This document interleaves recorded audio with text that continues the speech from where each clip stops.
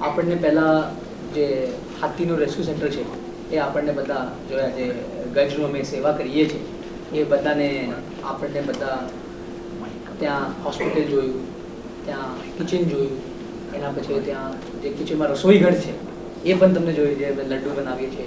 સેવાલય છે, આ ચિડિયાઘર નથી. અમે આ પ્રાણી સેવાલય કરે છે, અહીંયા સેવાનું જ કામ. અને હાથીમાં અમારી પાસે હમણાં સુધી અમે 200થી વધારે હાથીને રેસ્ક્યુ કર્યા છે, અહીંયા લાવ્યા છે. 600 એકરમાં આખો જંગલનું વાતાવરણ બનાવ્યું છે.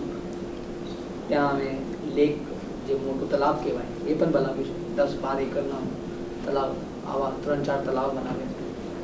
અને જે બીમાર હાથી હોય, જે હાથી માનસિક અને શારીરિક રૂપથી જેને મદદનું જરૂર, જેને રાહતનું જરૂર, એ અમે અહીંયા કરીએ છીએ, સર્જરીઝ કરીએ છીએ. અને સાથમાં અમે હાથીઓ માટે એન્ડોસ્કોપી મશીન્સ પણ લાવ્યા છે, એનાથી પણ સર્જરી થાય. અને અમે હાઇડ્રો પૂલ બનાવ્યા છે હાથી માટે, અને બીજા મેડિકલ નીડ્સ માટે, હાથીના જે પણ નીડ્સ હોય એના માટે અમે કાર્ય કર્યા છે. રેસ્ક્યુ સેન્ટરમાં આપણને બધાને જોયા, બહુ વિશાળ હોસ્પિટલ અહીંયા બનાવી છે વાઇલ્ડ લાઈફ માટે.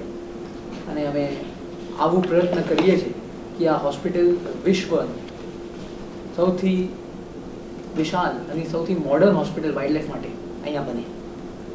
રેસ્ક્યુનું તમે બીજા જાનવરો પણ જોયું, અમે જંગલના વાતાવરણ, એના પિંજરા, જે પિંજરું કહેવાય એ પિંજરું નથી, કે પિંજરું બધાને લાગે જે જેવા હોય, આવું નથી.